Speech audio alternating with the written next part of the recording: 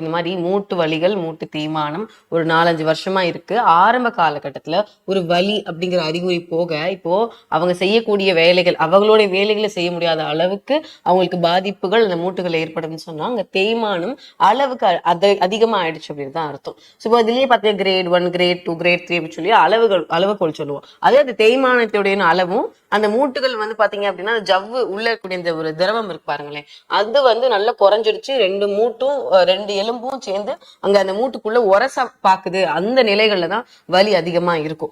So இப்ப இதற்கு பாத்தீங்கன்னா பெரும்பாலும் ஆப்ரேஷன் பண்ணிட்டும் பாத்தீங்கன்னா நம்ம ஆர்ஜிஆர் மருத்துவமனைக்கு நிறைய பேஷண்ட்ஸ் வருவாங்க. இப்போ ஒரு கால்ல வந்து ஆப்ரேஷன் பண்ணியிருப்பாங்க, பண்ணிட்டு ஒரு ஒரு 6-7 மாசம் ஆயிருக்கும். அதே மாதிரியான வலிகள் இன்னொரு கால்லயுமே வந்திருக்கும். ஸோ இந்த நிலைகள் வந்து பாத்தீங்க அப்படின்னா அவங்களுக்கு இப்ப இந்த பிரச்சனை வந்தோடனே திரும்ப அவங்களுக்கு முதல்ல வர கேள்வி, இந்த மூட்டுக்கும் ஆப்ரேஷன் தான் பண்ணணுமா அப்படின்ற ஒரு கேள்வி வரும்.